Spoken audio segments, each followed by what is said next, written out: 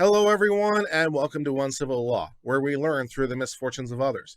As always, I hope you enjoy this legal education content, and today may be the day I earn your subscription. For today's content, we are dealing with the meter maids and whether or not they can mark the tires of your car with chalk in order to determine if your car has been there too long. This is the case of Allison Patricia Taylor versus the city of Saginaw. In this case, Miss Taylor's car was marked on its tires with chalk in order to determine it had been there for some length of time. But in doing so, the police made a physical invasion on the car, what you would call a trespass to chattels. The United States Supreme Court has dealt with this before in the context of a GPS device being placed on the car. So the question is here, is a chalk mark dissimilar, and does it matter because this is more administrative in nature? Let's get started with this. Plaintiff Allison Taylor received several parking tickets from the defendant, City of Saginaw, for leaving her car in a downtown area beyond the time allotted by a city ordinance. Each time the defendant chalked the tire of Taylor's vehicle several hours before issuing the ticket. So by knowing when the first chalk mark was made, and then coming back, you would know how long it's been.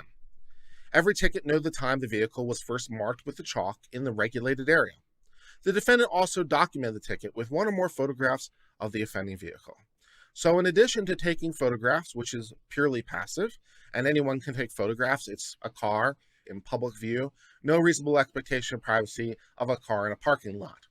But in making the physical chalking mark, there has been a physical intrusion, the mark on the tire. Now, it may not be, in some sense, a big intrusion, but it's an intrusion nonetheless. And the Supreme Court has dealt with this, at least in part, already. So the question is here, how does that deal with the meter maid? Let's read on. The Fourth Amendment protects the right of the people to be secure in their persons, houses, papers, and effects against unreasonable search and seizure.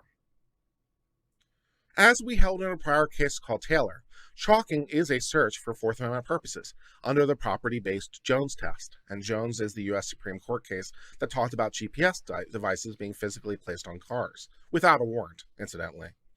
And we see no reason to depart from that conclusion, which was a logical extension of the court's holding in Jones that physical trespass to a constitutionally protected area with intent to obtain information is a search under the Fourth Amendment. This is one of the hallmarks of this Jones test and revived a whole property-based theory of Fourth Amendment. Under Fourth Amendment law prior to Jones, the dominant legal thinking by far in Fourth Amendment thinking was dealing with reasonable expectations of privacy. That was the hallmark. And then Jones didn't overrule any of that. It didn't say any of that was bad law, but it added in an entirely second category of things, talking about physical trespass, which isn't exactly new, but it's very old school, and it's being revived from the dead. In that, you're talking about physical trespass. So it doesn't matter about the reasonable expectation of privacy, because in the Jones case, the government argued, we could have determined everything we determined by just having an officer look. We saw their vehicle through the GPS device go from location to location on public streets, in public places, and we could, if we wanted to, have a government officer just simply track all that. So what's the difference? Which is a reasonable argument, right? You could do all that. So under a reasonable expectation of privacy test, the GPS device argument, it probably is okay because the GPS is doing simply what an officer could do. So the Supreme Court said, different theory. How about physical trespass? You don't own the car.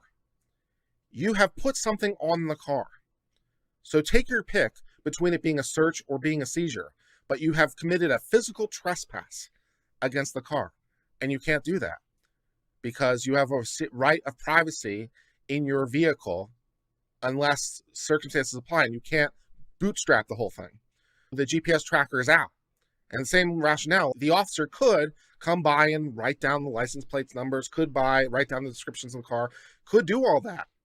But the physical intrusion, new category of thing. So that's the rationale.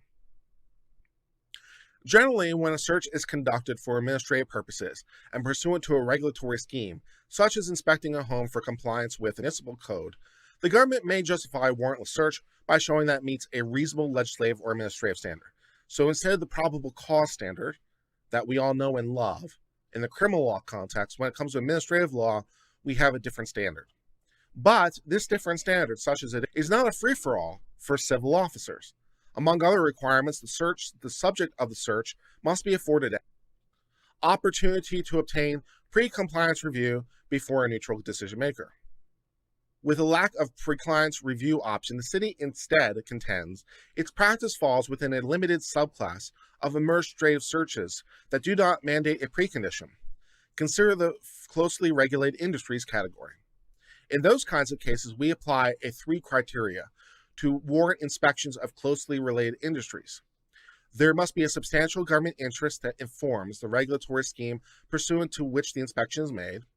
The warrantless inspections must be necessary to further the regulatory scheme, and the statute's inspection programs, in terms of certainty and regulatory of application, must be provided a constitutionally adequate substitute for a warrant.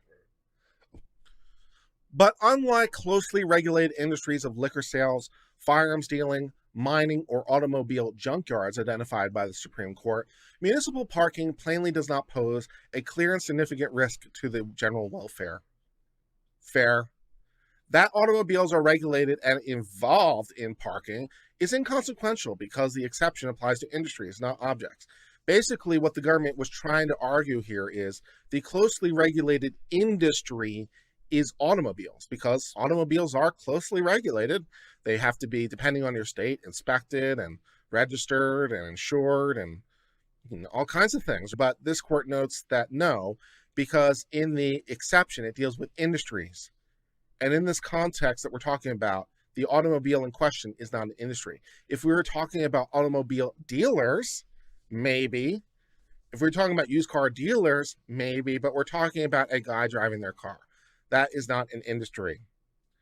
Therefore, that state statutory scheme authorizing warrantless inspection of those kinds of industries does not apply to the car on the street, no matter how interstate commerce-y it may be related. Thank God for that. Finally, the administrative search exception also authorizes regimes of suspicionless searches where the program was designed to serve a special need beyond the normal need for law enforcement. The district court went astray in 3 significant respects. First, it treated the plan's Fourth Amendment claims as a broad challenge to the city's ability to regulate parking through police power. The issue here, rather, is whether the city's chosen means for exerting that power violates the Fourth Amendment. The issue isn't, do you have the power to regulate parking?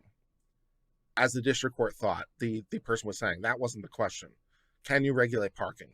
The question was your specific methodology of doing that. Marking the car. He wasn't trying to challenge all parking regulation, just how you were doing it. Once Taylor established that tire chalking is a search, the burden shifted to defense to establish reasonableness of it by demonstrating applicability of an exception to the warrant requirement, which, not so much here, because what would that be? For these reasons, we hold the administrative search exception does not justify the city's suspicionless chalking of car tires to enforce its parking regulations. That brings us to the end of the discussion of the case of Allison Patricia Taylor versus City of Saginaw. In this case, the City of Saginaw has parking regulations, as so many cities do. And one of their city regulations deals with a particular area, which forbids people from parking beyond a certain length of time. So you can't park for too long. So the meter maids come by and they see the car. They take pictures of it, they write it in their logbook, but importantly, they also mark the car with chalk on the tire. And according to Jones, that's a physical trespass. Now, this is administrative in nature, unlike Jones, which was clearly criminal investigation in nature. So they try that theory. This is a civil matter. And the Supreme Court says, yes, it is a civil matter, but the exceptions that apply to civil do not apply here. This isn't a closely regulated industry. It's a guy driving his car. This isn't a chemical plant somewhere. This is a guy driving his car. So not so much with the exceptions. So you can't mark the car, and since that was the basis for you being able to make the ticket is illegal, and that brings us to the end of discussion of this case. Thank you so much for being part of the Uncivil Law family. If you enjoyed this legal education content, please hit the subscribe button. It really helps the channel grow. We appreciate your continuing support. Until later, my friends, cheers and goodbye.